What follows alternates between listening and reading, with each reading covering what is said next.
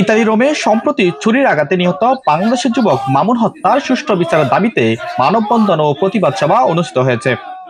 গত রবিবার বিকেলে রোমের মন্তানিওয়ালা গির্জার সামনে একটি পার্কে এই প্রতিবাদ সভা অনুষ্ঠিত হয়।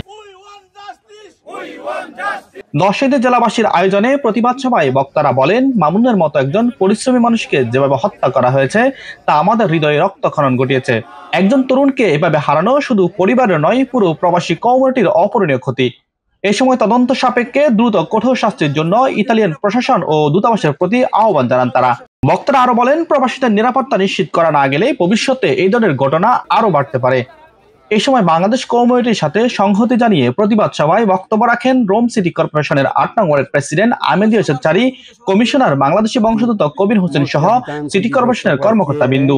প্রেসিডেন্ট তার বক্তব্যে বলেন, মামুন হত্যা সুষ্ঠু বিচারের জন্য ইতালিয়ান প্রশাসন কাজ করছে এবং মামুনের পরিবারকে সর্বাত্মক সহযোগিতা করা হবে।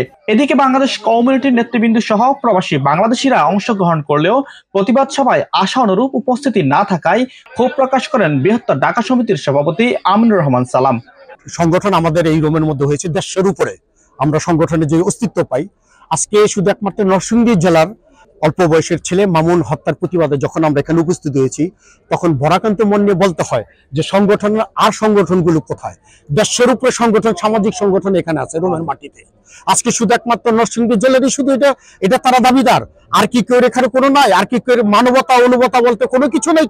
প্রতিবাদ সভায় আরো বক্তব্য রাখেন কমিউনিটি নেতা জসিমউদ্দিন, হাসান ইকবাল, আলমগীর হোসেন, বাংলাদেশ প্রবাসী কল্যাণ পরিষদের সভাপতি অলিউদ্দিন শামীম, সাধারণ সম্পাদক আতিকুর রহমান রাসেল, বৃহত্তর ঢাকা সমিতির সাধারণ সম্পাদক শাহাদাত হোসেন রনি, নরসিংদী জেলাবাসীর পক্ষে মিজান মিয়া, সেলিম ভুঁইয়া, মিজানুর রহমান সহ বিভিন্ন সামাজিক, সাংস্কৃতিক ও রাজনৈতিক সংগঠনের নেতৃবৃন্দ।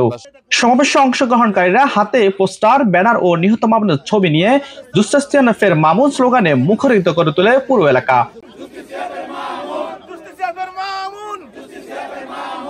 জাহিদুল হক সোহেল, ইতালি।